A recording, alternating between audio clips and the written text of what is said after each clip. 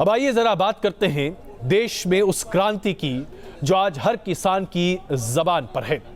हमारे देश में पिछले 70 साल से जो राजनीति हो रही है उस राजनीति का केंद्र बिंदु है किसान, क्योंकि हम किसान प्रदेश हैं, क्योंकि हम किसानी प्रधान देश हैं और देश की 70% से ज्यादा आबादी किसानों की है। ऐसे में आप उम्मीद यही करते होंगे ना कि हमारे देश में किसानों के लिए वो तमाम जरूरी सहूलियत सरकार जरूर मुहैया कराएगी। आखिरकार हम इतना टैक्स देते हैं, उस टैक्स के जरिए किसानों तक वो तमाम सुविधाएं पहुंचाने की सरकार जद्दोजहद और कोशिश करती रहती है। जब इतना किसान किसान किसान होता रहता है पूरे राजनीतिक परिवेश में, तो आज हमारे किसानों को असंतुष्ट होने की क्या कोई वजह हो सकती है? हमारे किसान आज असंतुष्ट क्यों हैं? क्यों प्रदर्शन कर रहे हैं? नहीं करना चाहिए उन्हें, क्योंकि जितनी बात उनकी होती है उसमें तो ऐसा असंतोष होना ही नहीं चाहिए। लेकिन असलियत बिल्कुल अलग है। आज हमारे किसान वाकई में सबसे शोषित हैं, और वो इसलिए क्योंकि हमारा पूरा का पूरा राजतंत्र हमारी इस सबसे बड़ी आबादी से हमेशा झूठ बोलता आया है, झूठे नारे देता आया है, उन्हें ठगता आया है। अगर ऐसा नहीं है तो आप बताइए, आज हमारे किसान अपनी फसलों को सड़क पर क्यों फेंक कर चले जा रहे हैं? आज हमारे किसान दूध की नदियां बहाते नहीं हैं, दूध की नदियां सड़क पर फेंक कर चले जाते हैं। आज हमारे किसान आत्महत्या करते हैं। हम आपको ये तमाम तस्वीरें दिखाएंगे जो हमारे तमाम राजनीतिज्ञों के ऊपर एक करारा तमाचा है, क्योंकि आज किसान अन्न उत्पाद कर रहा है लेकिन उसकी कीमत उसे नहीं मिल रही, उसका पेट नहीं भर रहा, इसलिए आज अन्नदाता आक्रोशित है। देखिए तस्वीर। कहीं सड़क पर सब्जी फेंकी गई, कहीं दूध की दरिया बहा दी गई। ये अन्नदाता के गुस्से की तस्वीरें हैं। ये मेहनतकश किसानों के विरोध का तरीका है। ये गुस्सा सरकार की नीतियों के खिलाफ है। ये विरोध फसल की उचित कीमत ना मिलने के खिलाफ है। ना तो बाजार में सब्जी बेची जाएगी, ना दूध बाजार में बिकेगा। नहीं मिल रही, उसका पेट नहीं भर रहा, इसलिए आज अन्नदाता आक्रोशित है। देखिए तस्वीर। कहीं सड़क पर सब्जी फेंकी गई, कहीं दूध की दरिया बहा दी गई। ये अन्नदाता के गुस्से की तस्वीरें हैं। ये मेहनतकश किसानों के विरोध का तरीका है। ये गुस्सा सरकार की नीतियों के खिलाफ है। ये विरोध फसल की उचित कीमत ना मिलने के खिलाफ है। ना तो बाजार में सब्जी बेची जाएगी, ना दूध बाजार में बिकेगा। ये अन्नदाता के गुस्से की तस्वीर है। इन लोगों का कहना है कि जब तक इन लोगों की मांगें नहीं मानी जाती, वो बाजार में दूध नहीं बेचेंगे। मध्य प्रदेश के विदिशा से भी इसी तरीके की तस्वीरें सामने आई हैं। यहां दूध बेचने जा रहे किसानों को आंदोलनकारियों ने रोका और दूध बेचने से मना कर दिया। आखिरकार इन लोगों को बिना दूध बेचे वापस लौटना पड़ा। पंजाब के फरीदकोट की इन तस्वीरों को देखिए। स्ट्राइक के नाम पर किसानों ने सब्जियों को सड़क पर फेंक दिया। जिन सब्जियों को लोगों के घरों तक पहुंचना था, वो सब्जियां सड़कों पर फेंकी गई। तस्वीरों में आप देख सकते हैं कि सड़कों पर किस तरह से भिंडी से लेकर आलू गोभी फेंके पड़े। आंदोलनकारियों ने गाड़ियों को रुकवा कर बिकने जा रही सब्जियों को सड़क पर फेंक दिया। 10 दिन तक किसान संगठनों ने हड़ताल का ऐलान किया है। ये भी सच है कि आने वाले दिनों में सब्जी और दूध का संकट बढ़ेगा, लेकिन सवाल सरकार से है कि आखिर क्यों देश के अन्नदाता को अपनी फसल सड़कों पर फेंकने के लिए मजबूर होना पड़ा। News nation. इससे बड़ी विडंबना और क्या हो सकती है? हम सब मिलकर यह कोशिश कर रहे हैं कि हम इतना अनाज उत्पाद कर सकें जिसकी वजह से हमारे देश में भूखमरी ना हो, लोग भूखे पेट न सोए। लेकिन यहां हमारे किसान मजबूर हैं कि वो अपने उत्पाद को सड़कों पर फेंक दें, सिर्फ इसलिए क्योंकि उन्हें उसका पैसा नहीं मिल रहा, लागत की कीमत तक नहीं मिल रही। और इससे ज्यादा यह बात दीगर क्या है कि विगत 70 साल में हमारे देश में 1.5 लाख किसानों ने आत्महत्या की है। अब आपको हम सरकारी आंकड़े दिखा रहे हैं। सबसे पहले मध्य प्रदेश की बात करते हैं। मध्य प्रदेश में देखिए, सिर्फ पिछले साल यानी कि 2016 में ये सरकारी आंकड़े हैं, 17 के और 18 के आंकड़े हमारे पास है नहीं क्योंकि सरकार ने जारी नहीं किए। 1321 किसानों ने मध्य प्रदेश में आत्महत्या की। साल दर साल आत्महत्या के ये आंकड़े लगातार बढ़ते चले जा रहे हैं। इसके साथ साथ देश के आंकड़े आपके सामने प्रदर्शित करते हैं। देखिए कि पूरे देश में किस तरह से किसान आत्महत्या कर रहे हैं क्योंकि वो अपने कर्ज के बोझ को उठा नहीं पा रहे हैं। साल 2015 में 12,602 किसानों ने आत्महत्या की, जबकि साल 2016 में 11,370 किसानों ने आत्महत्या की। आप बताइए, जिस देश में आज तक हर साल दर साल तमाम राजनीतिक दलों के मैनिफेस्टो से लेकर सभी सरकारी नीतियों में सिर्फ और सिर्फ किसानों की बात होती है, वहां आज किसान आत्महत्या करने को मजबूर क्यों है? वहां आज किसान अपने सामान को सड़क पर फेंक कर जाने को मजबूर क्यों है? इसलिए आज हम ये सवाल आपसे उठाते हैं, क्या सरकारों की अनदेखी की वजह से किसान आंदोलन के लिए मजबूर हुए हैं? क्या सरकारों की अनदेखी की वजह से आज किसान आंदोलन के लिए मजबूर हुए हैं? अगर आपको लगता है हां, लिखिए NN स्पेस यस। अगर आपको लगता है ना, लिखिए NN स्पेस नो। हमें अपना SMS भेजिए 56070 पर, 56070 पर। आप अपनी राय ट्विटर के जरिए हमसे साझा कीजिए, #NN_, अपनी राय लिखिए, हमें भेजिए। इस कार्यक्रम में हम उसे जरूर प्रदर्शित करेंगे। अब सबसे बड़ा सवाल यह है कि आज हमारे देश के किसान, 10 राज्यों के किसान हड़ताल पर गए हैं। 10 दिनों तक उनका कहना है कि किसी भी किसान मंडी में वो कुछ भी बिकने नहीं देंगे। इसका मतलब समझ रहे हैं आप? हम और आप जो आज खाना खा रहे हैं, जो सब्जियां खा रहे हैं, जो फल खा रहे हैं, इन किसानों की बदौलत। और आज ये चीजें हमें मिलेंगी नहीं, बाजार में इसकी जबरदस्त किल्लत होने जा रही है और इसका खामियाजा किसान भी भुगतेंगे, क्योंकि ये सब कुछ उत्पाद किसानों का है और किसान अपना उत्पाद नहीं बेच पाएगा तो अपना पेट भरेगा कैसे? यानी दोनों तरफ लोग मरेंगे। किसान जो उत्पाद कर रहा है वो परेशान होगा, ग्राहक जो किसान के उत्पाद को खरीद रहा है वो परेशान होगा। बीच में मजा कौन लूटेगा जानते हैं आप? बीच में मजा लूटेंगे बिचौलिए, क्योंकि जैसे जैसे कमी होगी इन बिचौलियों का कमीशन बढ़ेगा। इनके लिए तो अच्छे दिन आ जाएंगे। बिल्कुल ऐसा लग रहा है जैसे वाकई में आज बिचौलियों के लिए सबसे अच्छे दिन आ गए हैं। 10 दिनों तक बिचौलिए दम कर पैसा कमाएंगे। क्या सरकार वाकई में इस पर कोई नकेल कसेगी? बिल्कुल नहीं, ऐसा नहीं होगा, क्योंकि अब बिचौलियों के दिन आए हैं।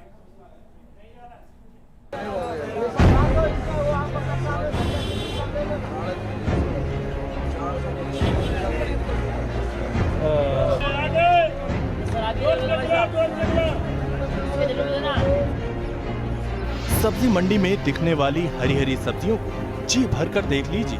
हो सकता है आने वाले दिनों में इन सब्जियों के दर्शन भी दुर्लभ हो जाए, या फिर सब्जियों की कीमत इतना बढ़ जाए कि इसे खरीदना ही मुश्किल हो जाए। देश के किसान संगठनों ने हड़ताल का फैसला किया है, तो इसका असर भी नजर आना शुरू हो गया है। सब्जी मंडियों में सब्जियों की खेप कम हो गई, जिसका असर सब्जियों के दामों पर भी नजर आ रहा है। जो टमाटर इस टाइम 40-50 रुपए दड़ी बिक रहा है वो 70-80 रुपए भी हो सकता है, 60-70 भी हो सकता है। मतलब सारी सब्जियां जब मंडी में माल ही नहीं आएगा तो भाई फर्क तो पड़ेगा, महंगा हो जाएगा माल। ये था कि 10 रुपए किलो बिक रही थी, वो आज 25-30 रुपए किलो हो गई है। मेरा 20 रुपए थी, आज 40 रुपए, 50 रुपए, 60 रुपए किलो हो गई है। आखिर किसानों को सड़कों पर उतरने के लिए मजबूर क्यों होना पड़ा, ये सवाल बड़ा है। लेकिन अन्नदाता का गुस्सा शांत नहीं हुआ तो यकीन मानिए कि इसका सीधा असर आपकी जेब और आपके किचन पर पड़ने वाला है। किसानों की हड़ताल से सब्जियों के भाव में भारी उछाल आया है। जो सब्जियां 10 रुपए पाव थी वो 20 रुपए पाव है। हरा धनिया 20 रुपए किलो था, 40 रुपए है। गवार फली 10 रुपए पाव थी, 20 रुपए पाव है। भिंडी भी डबल भाव में है। इतना ही नहीं, किसानों के इस आंदोलन का असर दूध से लेकर अनाज की सप्लाई में भी पड़ेगा, क्योंकि किसानों ने साफ कर दिया है कि उनकी मांग पूरी होने तक वो अपना अनाज और फसल नहीं बेचेंगे। हड़ताल हो जाएगी तो किसान भी खुश हो जाएंगे, थोड़ा महंगा हो जाएगा। अभी इसमें क्या पानी के भी पैसे नहीं निकल रहे, जो भी लगा रही खेतों में कुछ भी वापस नहीं आ पा रहा। घाटा चल रहा है, आलू में घाटा हुआ, प्याज में घाटा, हर चीज में घाटा चल रहा है। क्या करेंगे किसान? तो गोली खा के मर जाए, कैसे करें? बच्चों को पालना है, कैसे पाले बच्चों को? अब इसे विडंबना ही कहिए कि भारत जैसे कृषि प्रधान देश में अन्नदाता को सड़कों पर उतरने के लिए मजबूर होना पड़ रहा है। जरा सोचिए, अगर किसान सब्जी उगाना बंद कर दें, खेती करना बंद कर दें, तो फिर देश की हालत क्या होगी? Team news nation. 10 राज्यों के किसानों ने 10 दिनों तक हड़ताल की बात की है। अब आप इसी से समझ जाइए कि आपका बजट कहां जाने वाला है। जी हां, आपका बजट पूरी तरीके से छित विछित होगा और कमाई करेंगे यहां पर बिचौलियों की चांदी है। अच्छे दिन आ गए, इसलिए आपसे एक बार फिर यह सवाल पूछते हैं, क्या सरकारों की अनदेखी की वजह से किसान आंदोलन के लिए मजबूर हुए हैं? क्या सरकारों की अनदेखी की वजह से किसान आंदोलन के लिए मजबूर हुए हैं? अगर आपको लगता है हां, लिखिए NN स्पेस यस। अगर आपको लगता है ना, लिखिए NN स्पेस नो। हमें अपना SMS भेजिए 56070 पर 56070 पर। आप अपनी राय ट्विटर के जरिए हमसे साझा कीजिए, #NN_, अपनी राय लिखिए, हमें भेजिए। इस कार्यक्रम में हम इसे जरूर प्रदर्शित करेंगे। और आइए आपको दिखाते हैं जो बात हमने आपसे सबसे पहले कही। हमारे देश की राजनीति की ध्रुवी है किसान और किसानों का विकास। 70 साल के बाद भी आज किसानों के विकास के नाम पर हमारे देश में तरह तरह की राजनीति होती है। मौजूदा सरकार की ही बात कर लेते हैं, केंद्र सरकार की। पिछले 4 सालों में मोदी सरकार ने किसानों के नाम पर क्या क्या योजनाएं सामने रखी हैं, उसका लेखा जोखा आपके सामने रखते हैं। प्रधानमंत्री फसल बीमा योजना, और इस साल सरकार ने इसके लिए 13,000 करोड़ आवंटित किए हैं। अब यह पैसा कहां जा रहा है हम नहीं जानते। 2018-19 के लिए कृषि कर्ज के लिए सरकार ने 10 लाख करोड़ रुपए अलग रखे हैं। यह पैसा किसानों तक कहां पहुंचेगा, कैसे पहुंचेगा, सरकार ही बताए। सॉइल हेल्थ कार्ड मोदी सरकार दे रही है सभी किसानों के लिए, और इसके लिए 126 करोड़ रुपए रखे गए हैं साल 2016-17 में। लेकिन अभी कितना रखा गया यह आंकड़ा हम आपको नहीं दिखा पाए। यूरिया की सब्सिडी सरकार ने 45,000 करोड़ की दी है, और इसके लिए नीम लगा हुआ यूरिया भी सरकार दे रही है। लेकिन क्या इसका फायदा वाकई में किसानों को मिल रहा है? आइए आपको दिखाएंगे ये भी। इसके साथ साथ कृषि प्रोसेसिंग सेक्टर के लिए सरकार ने 1,400 करोड़ रुपए अलग से रखे हैं। लेकिन क्या इसका फायदा वाकई में किसान को हो रहा है? कृषि के बाजार के लिए, यानी कि अलग अलग जगह मंडी बनाने के लिए और मंडी की सुविधा मुहैया कराने के लिए केंद्र सरकार ने 2,000 करोड़ रुपए आवंटित किए हैं। लेकिन ये क्या किसानों की सहूलियत के लिए सामने आ रहा है? कृषि सिंचाई योजना के लिए सरकार ने 2600 करोड़ रुपए का बजट रखा है। आप बस करोड़ गिनते जाइए, ऐसा लग रहा है जैसे कि करोड़ों करोड़ करोड़ों करोड़ लगातार सरकार अलग रखती चली जा रही है। और सबसे बड़ी बात तो यह है कि मोदी सरकार ने कहा कि 2022 तक किसानों की आमदनी दोगुना कर देंगे। आप जरा बताइए, इस देश में इससे बड़ी विडंबना की बात और क्या हो सकती है कि 2022 तक किसानों की आमदनी दोगुना करने का दावा करने वाली सरकार के समय 10 राज्यों के किसान हड़ताल पर हैं, सिर्फ इसलिए क्योंकि वो अपनी फसल नहीं बेच पा रहे हैं। और ये सिर्फ इस सरकार की बात नहीं है, आप किसी भी सरकार की बात उठा लीजिए। इस देश में 70 साल से किसानों के नाम पर राजनीति हो रही है, और हर साल किसान मर रहा है। हर साल किसान कर्ज के बोझ के तले दबा चला जा रहा है, कर्ज माफी की गुहार लगाता चला जा रहा है। और आप जानते हैं ये सब क्यों है? ये सब सिर्फ इसलिए है क्योंकि वोट बैंक की राजनीति हमारे देश में सबसे ज्यादा प्रखर है। लोगों के पास अगर कमी होगी तभी तो लोग वोट देने के लिए नेताओं के आगे पीछे चक्कर लगाएंगे, और इस वोट बैंक की राजनीति को इसीलिए आगे बढ़ाया जाता है। अगर ऐसा नहीं होता तो आप जरा सोचिए और बताइए, आज कृषि क्षेत्र को आधुनिक बनाने के लिए क्या चाहिए? आप लाखों करोड़ रुपए आवंटित कर रहे हैं कृषि क्षेत्र को आगे बढ़ाने के लिए, लेकिन क्या आप वाकई में किसानों को फायदा पहुंचा रहे हैं? क्या किसान अपने सामान को बेच पा रहा है? हम ग्राहक जो पैसा दे रहे हैं वो किसानों को पहुंचना चाहिए ना। लेकिन फायदा कौन उठाता है? फायदा उठाता है वो बिचौलिया जिसके अच्छे दिन आए। कुछ दिनों पहले तक मध्य प्रदेश की मंडियों में लहसुन के दाम 1 रुपए से 2 रुपए प्रति किलो के बीच थे। किसान लहसुन की फसलें सड़क पर फेंक रहे थे, लेकिन दिल्ली में लहसुन के दाम 200 रुपए प्रति किलो थे। 2 दिन पहले तक दिल्ली के आसपास टमाटर 10 रुपए किलो बिक रहा था, लेकिन उसी दिन इंदौर में टमाटर के दाम 40 रुपए किलो थे। ये आंकड़े इस बात की बानगी हैं कि देश में फसलों को बेचने और उनकी खरीदारी को लेकर जो योजनाएं हैं, उनको लेकर कितना कंफ्यूजन है। बिचौलियों के बाजार में किसानों को अपनी फसलें किसी भी रेट में बेचने के लिए मजबूर होना पड़ता है। और यही वजह है कि देश के 10 राज्यों में किसानों ने आंदोलन शुरू कर दिया है। किसानों की 4 अहम मांगे हैं।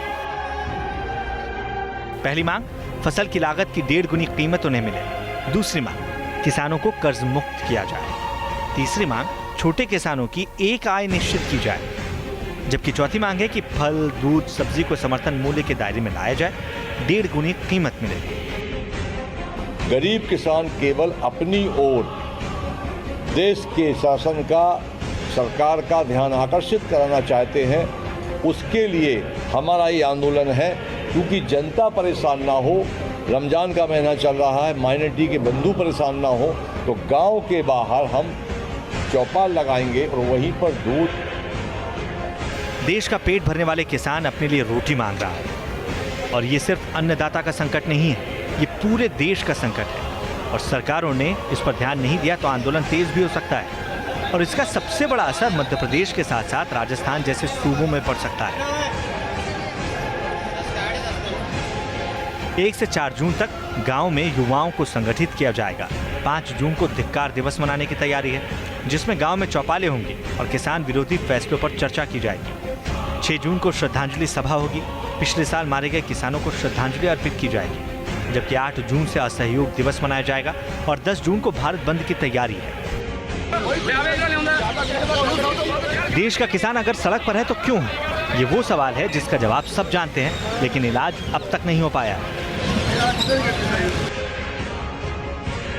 देश की प्रति व्यक्ति आय साल 2017-18 में 8.6% बढ़कर 1,12,835 रुपए पर जा पहुंची है। लेकिन देश का औसतन हर अन्नदाता 47,000 रुपए का कर्जदार है, और अगर इसमें निजी साहूकारों का कर्ज जोड़ दिया जाए तो ये करीब 1,21,000 हो जाता है।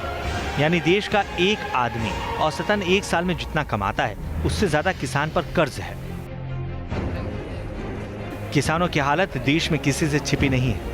उत्तर प्रदेश, महाराष्ट्र, आंध्र प्रदेश में फसलों की सही कीमत न मिलने की वजह से और कर्ज में डूबे किसानों को खुदकुशी तक करने के लिए मजबूर होना पड़ता है। ऐसे में सवाल यही है कि आखिर तमाम वादों और योजनाओं के बावजूद किसानों के अच्छे दिन क्यों नहीं आ रहे? Team news nation. किसानों के अच्छे दिन तब तक नहीं आएंगे जब तक हिंदुस्तान में बिचौलियों को यह मौका मिलता रहेगा कि वो किसानों से बहुत सस्ती कीमत पर सामान खरीदें और मंडी में बहुत महंगी कीमत तक बेचें। आप जरा सोचिए, आज लहसुन कानपुर में 10 रुपए प्रति किलो बिक रहा है और वही लहसुन दिल्ली में 200 रुपए प्रति किलो बिक रहा है। बीच का 190 रुपए कौन खा रहा है? क्या किसान या वो बिचौलिया? जब तक इन बिचौलियों पर नकेल नहीं कसी जाएगी तब तक सरकार के होने का और न होने का कोई फर्क नहीं पड़ता, क्योंकि इस देश में किसान मरता रहेगा, उपभोक्ता पैसा देता रहेगा और सरकारें चुप रहेंगी, बिचौलियों के अच्छे दिन रहेंगे। इसलिए आपसे हम सवाल पूछ रहे हैं, क्या सरकारों की अनदेखी की वजह से किसान आंदोलन के लिए मजबूर हुए हैं? क्या सरकारों की अनदेखी की वजह से किसान आंदोलन के लिए मजबूर हुए हैं? आप अपना जवाब हमें भेजिए। अगर आपको लगता है हाँ, लिखिए NN स्पेस यस। अगर आपको लगता है ना, लिखिए NN स्पेस नो। हमें अपना SMS भेजिए 56070 पर, 56070 पर। आप अपनी राय ट्विटर के जरिए हमसे साझा कीजिए, #NN_R। अपनी राय लिखिए, हमें भेजिए, क्योंकि ये आपकी जिंदगी का सवाल है। और आइए बात करते हैं महंगाई की। लगातार सरकार कह रही है कि अंतर्राष्ट्रीय बाजार में पेट्रोल और पेट्रोलियम प्रोडक्ट्स की महंगाई की वजह से पेट्रोल और डीजल की कीमतें बढ़ रही हैं। लेकिन हाल में हमने देखा कि 1 पैसे की कमी आई और उसके बाद पेट्रोल और डीजल की कीमतों में 5 पैसे की कमी आई। भाई साहब, 6 पैसे की कमी, इससे ज्यादा कमी की उम्मीद आप कर सकते हैं क्या? लेकिन इसके साथ साथ सरकार ने एक झटका भी दिया आपको, और झटका है कि LPG गैस सिलेंडर जो आपके घर उज्ज्वला स्कीम के तहत पहुंच रहा है, उसकी कीमत बढ़ा दी गई है। सब्सिडी वाले गैस की कीमत भी बढ़ी है और बिना सब्सिडी वाले गैस की कीमत 50 रुपए के आसपास बढ़ गई है। झेलिए, क्योंकि अंतर्राष्ट्रीय स्तर पर कीमतें बढ़ रही हैं और जब कम होंगी तो 6 पैसे कम होंगी।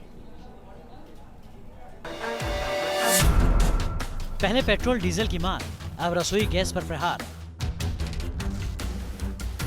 अब तक तेल की आसमान छूती कीमत ही आम लोगों के लिए मुसीबत का सबब बनी हुई थी, मगर सरकार ने जून शुरू होते ही जनता के कंधों पर एक और बोझ डाल दिया। पेट्रोल के बाद अब रसोई गैस के दामों में भारी बढ़ोतरी कर दी गई। दिल्ली में बिना सब्सिडी वाला LPG सिलेंडर 28 रुपए महंगा हो चुका है, जबकि सब्सिडी वाले सिलेंडर के दाम 2 रुपए 34 पैसे बढ़ा दिए गए। तेल कंपनियों के मुताबिक 5 महीनों के बाद इस साल पहली बार LPG की कीमतों में इजाफा हुआ है।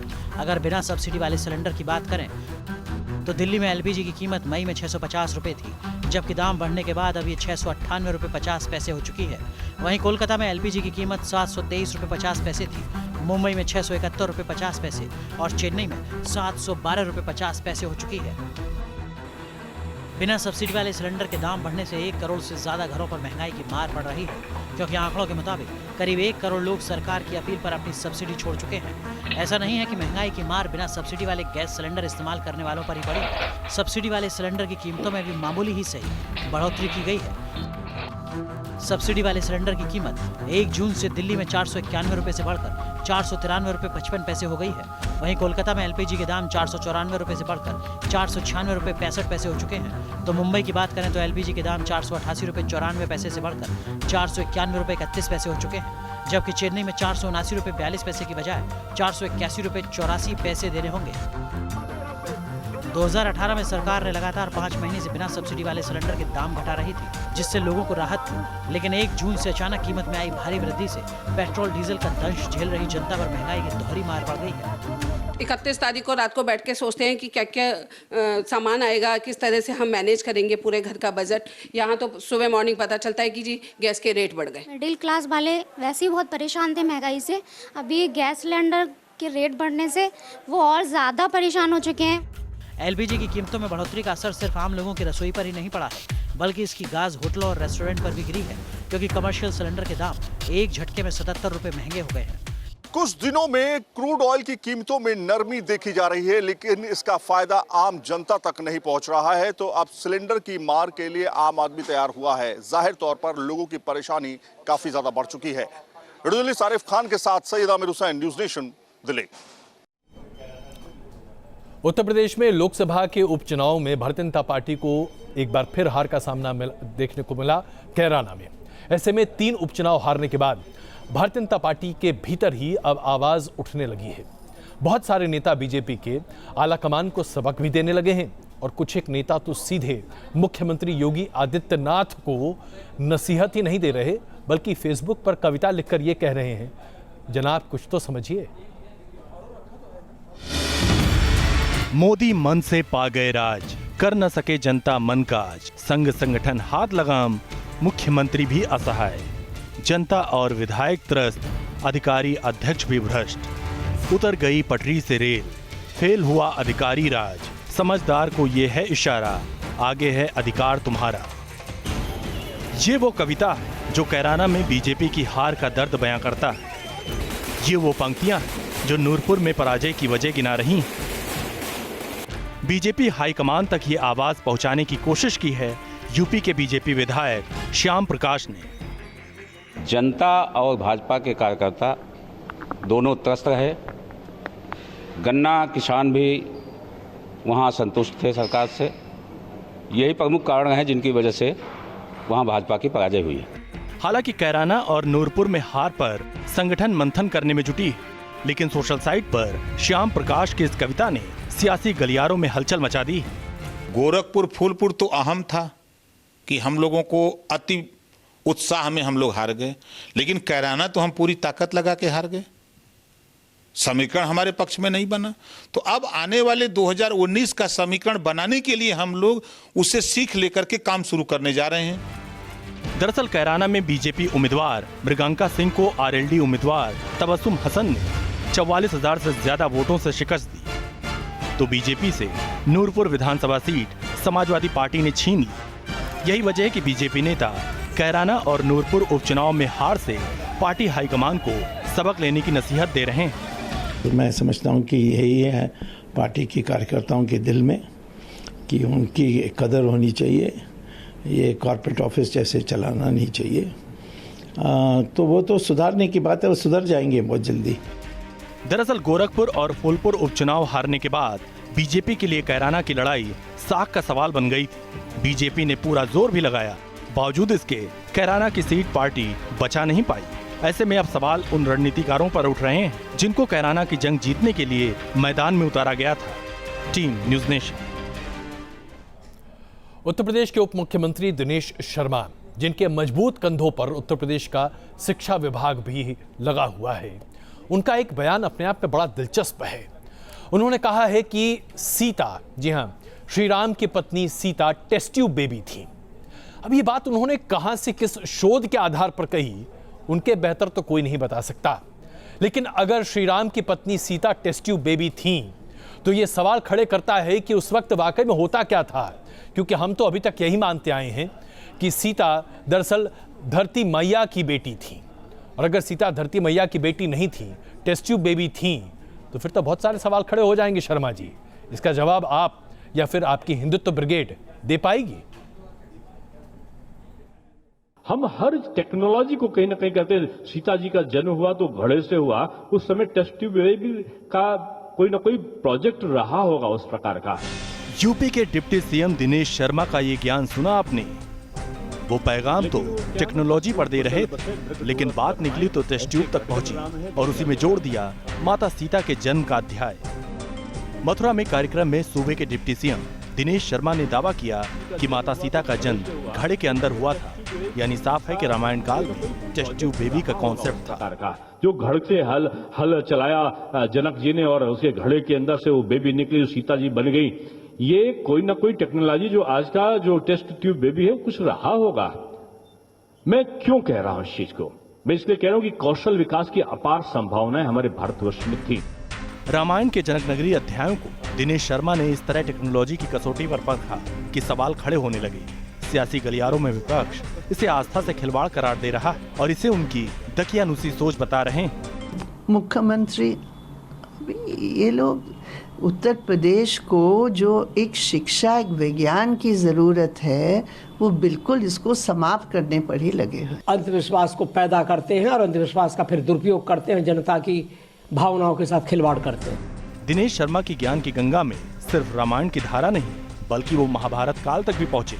कैसे, जरा ये बयान सुनिए। लाइव टेलीकास्ट जैसे आज आप कर रहे हो, तो महाभारत का युद्ध हुआ तो हस्तिनापुर में बैठे हुए कुरुक्षेत्र में अर्जुन बाण कर्ण पे मार रहे हैं कि द्रोणाचार्य अब रथ लेकर उनके सामने आ रहे हैं। इसका लाइव टेलीकास्ट संजय जो महामंत्री थे धृतराष्ट्र के, वो उनको लाइव टेलीकास्ट यानी उसे आंखों देखा वर्णन वहीं पर खड़े होकर कर रहे थे। यानी उस समय भी कोई ना कोई टेक्निक रही होगी। शांत स्वभाव की पहचान रखने वाले दिनेश शर्मा फिलहाल अजीबोगरीब टिप्पणी से सुर्खियों में आ गए हैं। विरोधी कह रहे हैं कि बीजेपी में बिप्लब देव बनने की होड़ मची है, जो महाभारत काल में इंटरनेट जैसे बयान देकर चर्चा में आए थे। Team news nation.